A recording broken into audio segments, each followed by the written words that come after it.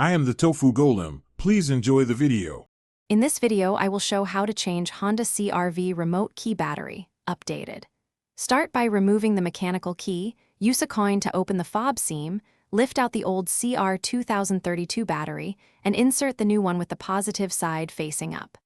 Clean contacts if needed, press fob closed until it clicks, and confirm remote functions like lock, unlock, and panic. It's quick and saves a shop trip. Gather a small flathead screwdriver or coin, a replacement CR 2032 battery, and a soft cloth to protect the fob. Work on a clean table to avoid losing tiny parts and keep the new battery in its packaging until ready to insert. If your key has a transponder, avoid touching the chip and handle the board gently. Testing remote functions after reassembly verifies success and prevents unnecessary repeat attempts and frustration. Quick recommendation: if you like simple, durable gear, consider Darn Tough socks with a lifetime warranty as a fun upgrade.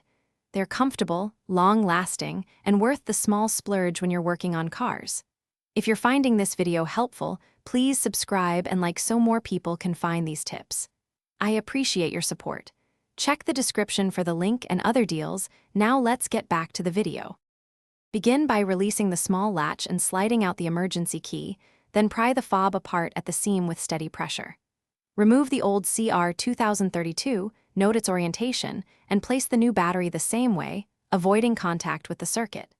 Snap the fob closed, reinsert the emergency key, and press each button to confirm functions. If the remote fails, recheck battery orientation and contact cleanliness before seeking professional help. Thanks for watching. Consider subscribing if we helped you today.